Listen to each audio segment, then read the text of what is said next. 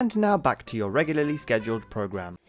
Queridos bisnetos, sentem e escutem, porque eu vou levá-los de volta ao verão de 1986, quando eu, um guri de 14 anos em Porto Alegre, embarquei na aventura que mudou a minha vida e acendeu uma paixão por Orlando, na Flórida, que me fez voltar lá umas 40 vezes. É claro que eu tenho anotações aqui, estou seguindo porque é bastante coisa que eu quero colocar e sem contar o que eu vou acrescentando. O barulho que vocês estão ouvindo é da Tayla brincando. Mas enfim, eu era um adolescente tímido que adorava G.I. Joe e trilha sonora de filme, e sempre sonhando com um lugar que parecia outro planeta. Essa história não é só sobre o que aconteceu, mas também é sobre quem eu era naquele verão quente e inesquecível. Quero que vocês sintam o calor úmido da Flórida, ouçam o apito do trem do Magic Kingdom e cheirem o aroma de pipoca do Main Street. E quero que vocês conheçam o menino que eu fui, para mergulhar nessa jornada com cada detalhe das minhas memórias. Não são muitas, né? Porque vai-se aí 40 anos. Esse momento eu quero deixar eternizado nesse vídeo no YouTube. E eu quero que chegue até vocês com toda a magia que foi em 86.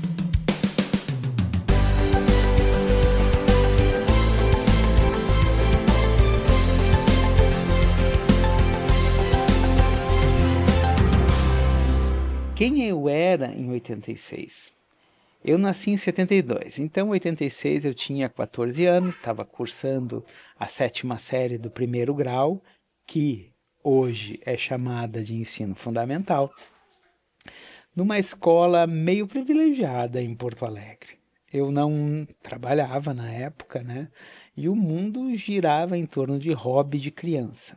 Action figures, G.I. Joe, que no Brasil chamava-se Star Wars, e eu passava horas montando aquelas batalhas épicas no chão do quarto, mesmo me achando um pouco velho para fazer isso com 14 anos. A minha personalidade era como se fosse duas pessoas. Em casa eu era mais extrovertido, falante, mas fora com estranhos era mais quieto, mais reservado, quase invisível. Na viagem fui esse guri reservado, só observando, absorvendo os detalhes. A minha paixão sempre foi os bonequinhos e os filmes. Não lembro muito das músicas que curtia, provavelmente um pouco de rock nacional, rock internacional e pop básico da época. Mas meu gosto por trilhas sonoras de filme já era forte e tinha bastante coisa em vinil. Aquelas músicas davam um ar de aventura a tudo. E viajar para os Estados Unidos para um gaúcho em 86 era coisa de outro mundo. Não é o que era, o que é hoje, por exemplo. Nós estamos em 2025. Hoje é muito mais tranquilo você fazer isso. O custo era altíssimo, quase proibitivo. Na minha escola, assim, alguns colegas mais abastados já tinham ido e contavam aquelas histórias que deixavam todo mundo com água na boca. O pai já tinha visitado Orlando, né? Ele foi em 73 e ele falava tanto do lugar que transformou a viagem num sonho de criança. Tá? Então a gente começou com os preparativos, né? Foi praticamente um sonho ganhando forma. A ideia de ir para Orlando veio do pai. Ele já conhecia os parques, ele e minha mãe já tinham ido lá em 73, tendo ido 2 anos depois da inauguração. Então, tem vídeo deles, eu vou deixar umas cenas aí, e tem o vídeo na íntegra aqui no YouTube. Chão batido estacionamento, parece, tá? Então, o pai queria que eu e a minha irmã, a Kate, vivêssemos aquela experiência. A gente, na época, fechou com a Unesul, uma agência de viagens que oferecia pacote com voo fretado. Era o que mais tinha nessa época, mas assim, a Unesul realmente era quem dominava. Era uma opção bem tradicional, que já não tinha muitas alternativas. Tirar o passaporte foi tranquilo. O pai tinha uma secretária chamada Jussara. O marido dela trabalhava na Polícia Civil. Na época, a gente não tirava o passaporte na Polícia Federal, e sim na Civil. E facilitou o processo. Quando eu vi o passaporte, assim, saiu a autorização para viajar desacompanhado, foi bem inusitado, né? A gente, criança, né? Eu não entendia direito, ou não entendia direito o peso daquilo. Era como se confiasse em algo enorme. Mas eu era só um PADM, né? O dinheiro da viagem foi todo bancado pai e mãe, né? Eu não juntei um centavo. Cartão de crédito internacional, eu não me lembro da gente ter, tá? A gente levava Travel Check da American Express, que eram seguros, e hoje, se tivesse, acho que ainda seria seguro. Você assinava uma vez quando estava comprando, e quando assinava a segunda, ele virava praticamente dinheiro, e aí eles te davam troco daquilo. Se tu perdesse, era reembolsado. Em outra viagem aconteceu isso. Eu não lembro da cotação exata do dólar. Com tantas trocas que teve de moeda no Brasil na época, era tudo confuso. Mas eu sei que impactava o quanto podíamos gastar. Minhas expectativas eram simples, mas gigantes. Queria explorar um mundo novo. Aquele que só quem viaja para o exterior entende. Queria ver, sentir, viver o desconhecido. Tudo começou no aeroporto Salgado Filho, em Porto Alegre, quando eu vi o Boeing 767 da Varig, novinho, prefixo papapapa VND. Ele recém tinha sido incorporado à frota, tinha 3 meses, então o avião cheirava novo. Para mim, aquele wide body era uma maravilha tecnológica. E eu acho que ainda é, né? E impressionante, bem diferente do A300 que eu já tinha conhecido em outros voos. O voo era fretado e cheio de gaúcho. Tinha uma energia de privilégio, assim, sabe? O aeroporto meio que parou para a gente embarcar. Os outros voos tinham sido cancelados. Na época, aerolíneas argentinas, que eram os outros 2 voos da Unesul que iam sair, foram cancelados devido a uma greve. Então, só quem comprou a passagem por último que viajou, o resto do pessoal não viajou, porque eram 2 voos da Aerolíneas que eram os que iam ir, e botaram um adicional da Varig, né, para sair depois com os que tinham comprado o pacote na última hora. No fim, inverteu e só foi quem ficou por último. Eu não lembro da tripulação ou dos anúncios a bordo, mas me lembro que teve uma parada no Rio de Janeiro. Os passageiros pressionaram para descer, para comprar no Duty Free. Veja bem, é 86, não tinha nada importado aqui no Brasil. A Varig liberou para a gente descer, provavelmente porque na época era comum não poder ficar as pessoas dentro do voo durante o abastecimento. No Duty Free, eu comprei uma lanterna vermelha, fluorescente, que me chamou a atenção. Era parecida com uma que vinha do Paraguai na época, que tinha luzes piscando, uma fluorescente do lado e uma incandescente na ponta. Mas essa era menor, ela tinha uma luz bem brilhante, era muito legal. Era o tipo de coisa que me fascinava. Nada de entretenimento individual no voo, sem tela, sem filme. Aliás, filme, eu não vou dizer que me lembro, porque na época tinha os projetores no meio dos aviões, né, que eram comum. A distração da gente basicamente era revista e jornal. As bandejas de comida com os famosos pratinhos marrons da Varig. Eu não lembro o que foi servido, mas fazia parte da experiência de voar nos anos 80. Tinha talher de metal, conversa, brincadeira com o pai, com a Kate durante o voo. Eu não recordo muito, provavelmente porque estava mais quieto, perdido em pensamento, esperando e olhando pela janela, porque naquela época eu só viajava na janela. Hoje é só corredor. Isso já é uma coisa mais de gordo, né? Bom, o que vinha pela frente? Vinha calor, vinha brinquedos e qualquer coisa que fosse de filme. Quando a gente chegou no Rio, em Miami, foi um choque térmico, né? Quando a gente saiu da área que tinha ali onde passa as bagagens, que era tudo de metal, hoje é de borracha, na retirada da bagagem, o calor úmido da Flórida engole o cara. Muito, mas muito calor. A gente ficou no Hotel Intercontinental em Miami City. Na época a gente dividia em Miami City e Miami Beach. Então a gente chegava, ia para Miami City, depois Orlando, voltava para Miami e ficava em Miami Beach. Dificilmente se usava voo direto para Orlando. A gente usava sempre esses voos via Miami, tá? O Hotel Intercontinental era um hotel imponente, com uma arquitetura que impressionava pelo tamanho. Eu não lembro da primeira comida que eu provei, mas a caça aos G.I. Joe nas lojas de brinquedo foi uma saga. Eu achava que ia encontrar boneco em cada esquina, mas foi até meio difícil, mais difícil do que eu imaginava. Quando eu finalmente achei, assim, eu peguei vários, né? Com medo de não encontrar de novo. Até depois na loja Toy Fantastique vi de relance, assim, o lendário porta-aviões do G.I. Joe. Uma visão que eu nunca mais cruzei, mas era como se fosse assim um tesouro perdido, porque era muito difícil de ver. Hoje é difícil de ver.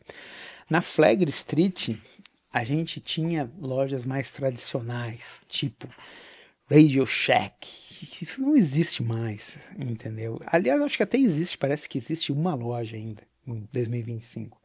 Tinha uma loja chamada Victor's, que a grande concorrente era a Yes Brasil, que ainda tem lá do lado do restaurante Camilas, em Orlando. Mas nessa época era tudo em Miami.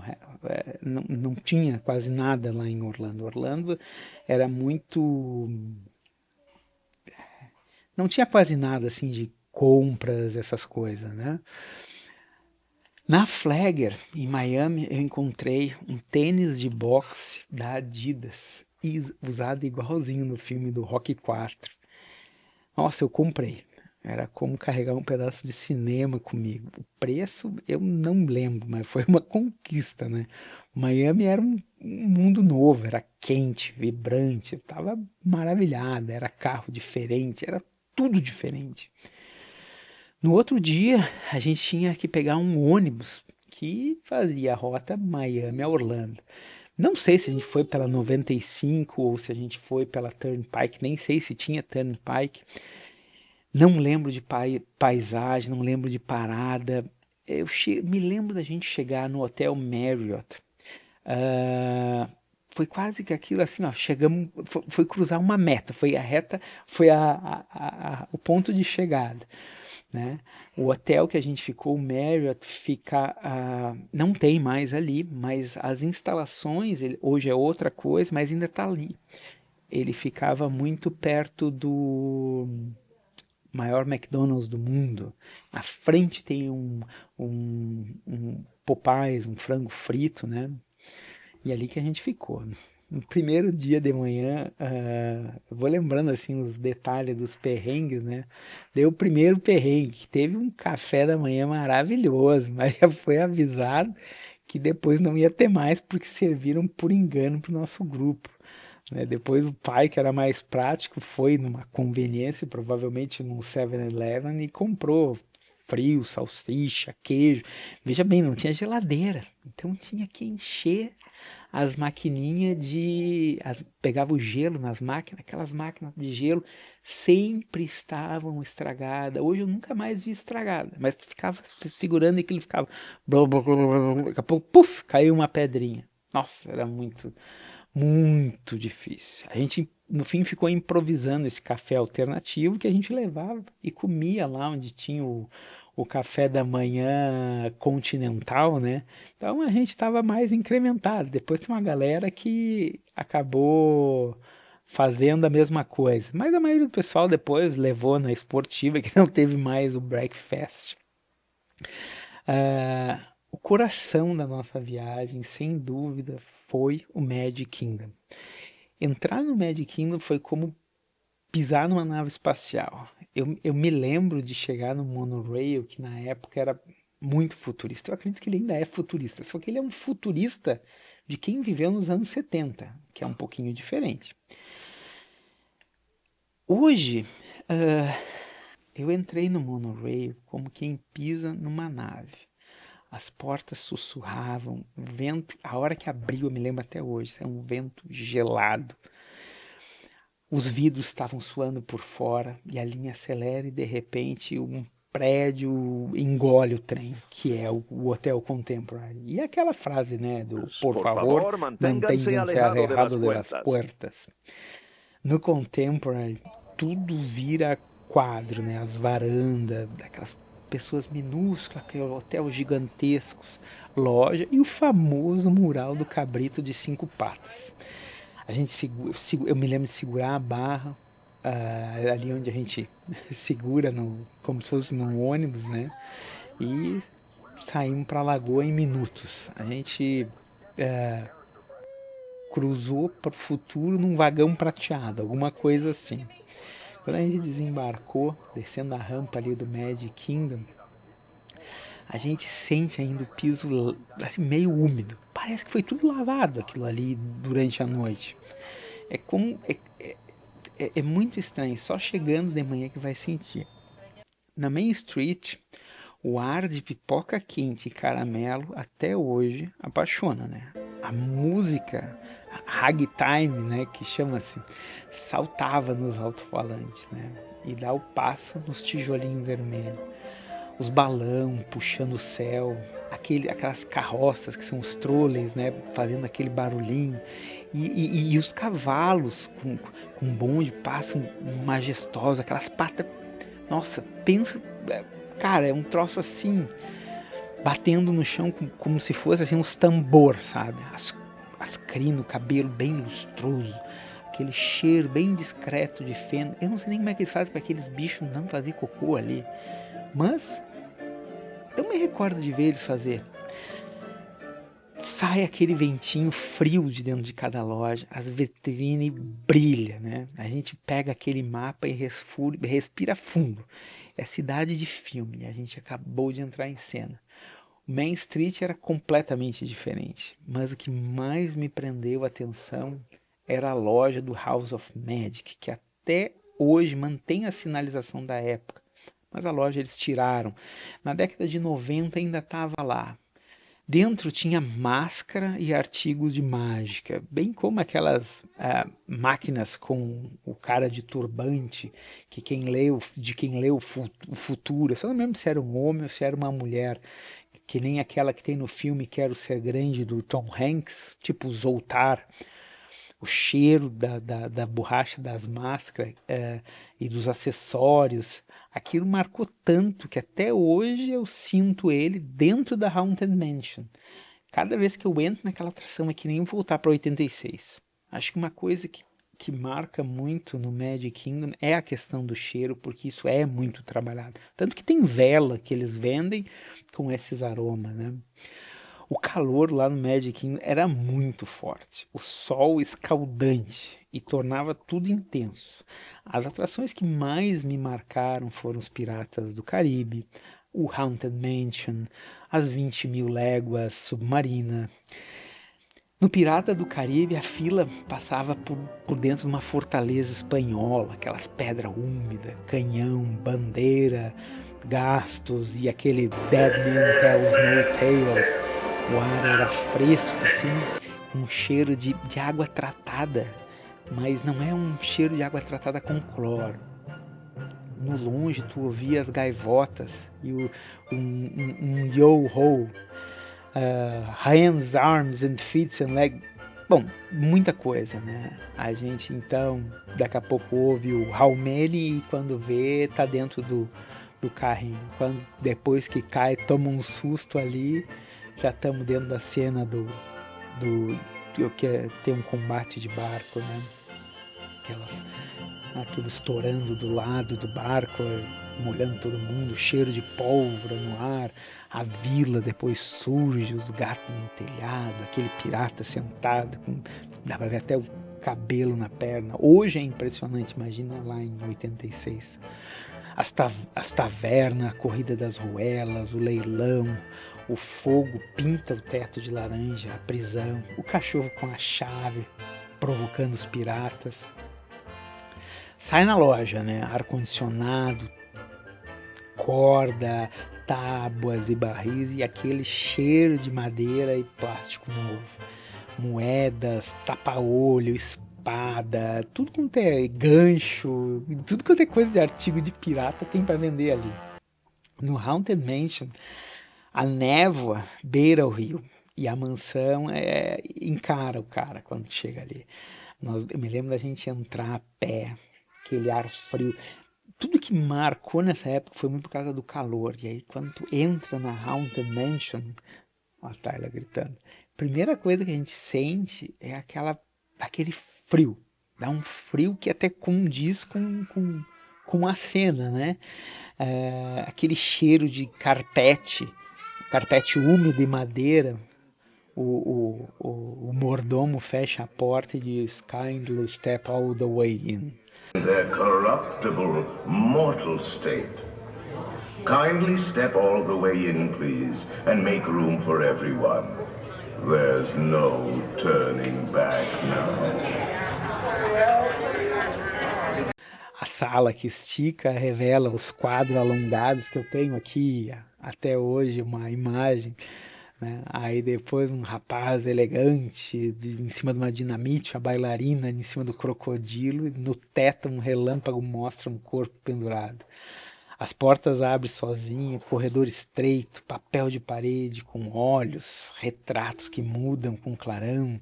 A gente sobe num carrinho preto, corredor sem fim, até o castiçal flutuando, um caixão pedindo socorro, as portas batendo, o relógio marca 13 e de repente tu tá naquele salão de baile cheio de fantasma que não tem como não encantar.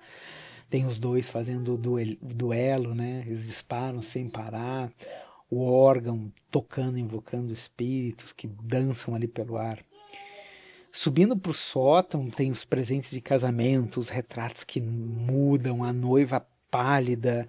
Na época o rosto dela quase não dava para ver, agora mudou, né? É meio que uma projeção.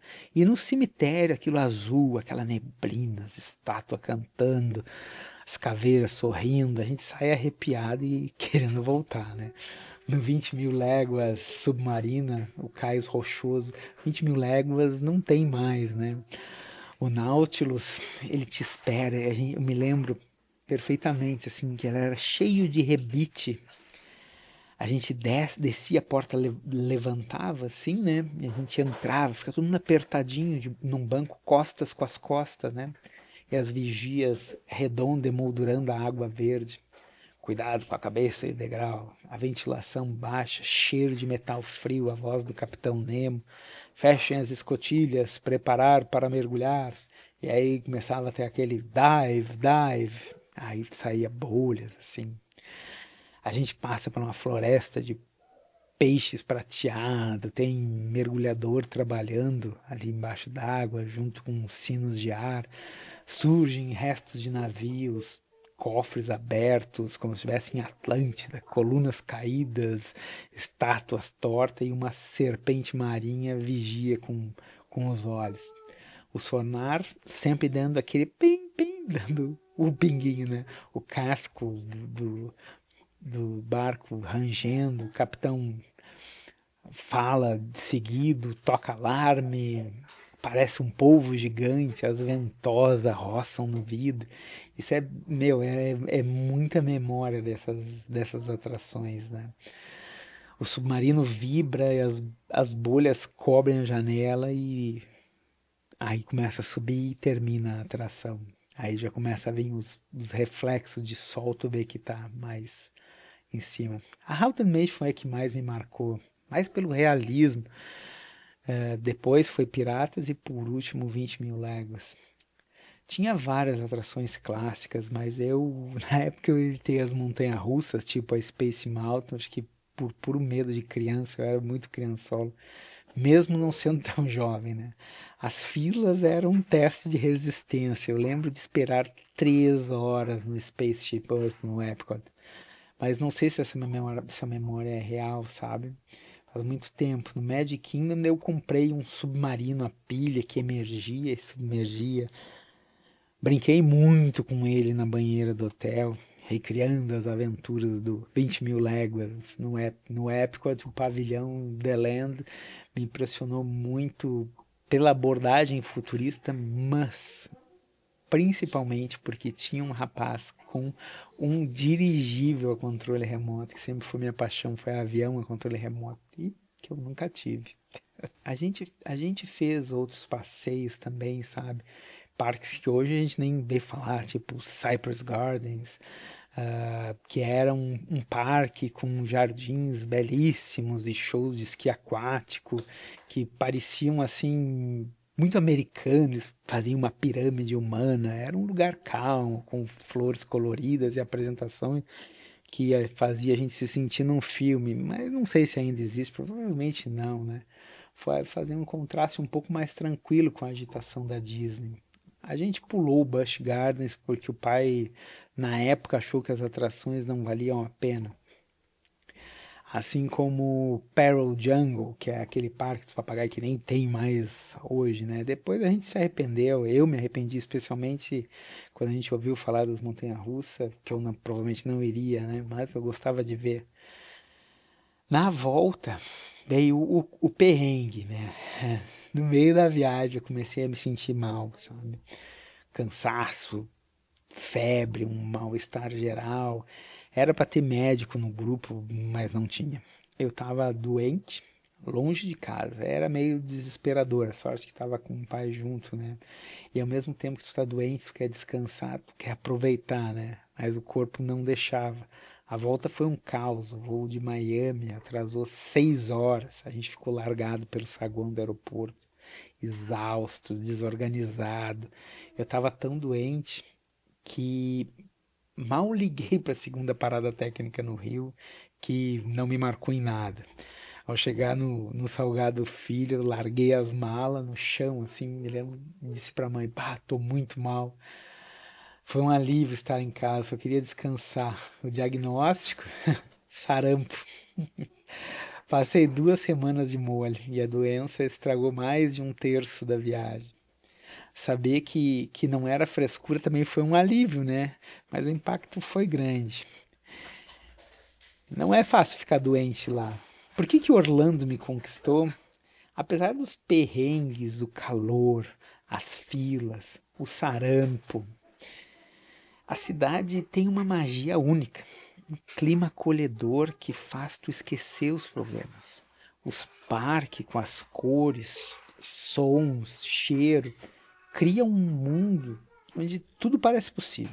Esse sentimento de estar em um lugar que te abraça, te transporta, me trouxe de volta mais de 40 vezes. Para os meus bisnetos, a minha mensagem é bem clara, né? Quando viajarem, se permitam se apaixonar. Vivam cada momento intensamente, o mais intenso que conseguir. Viva cada som, cada cheiro, porque essas memórias ficam para sempre. Orlando em 86 não foi só uma viagem, foi onde eu aprendi a buscar a maravilha, né? E eu espero que vocês busquem também. A gente basicamente foi isso, essa viagem, né? Foi uma viagem, foi a primeira.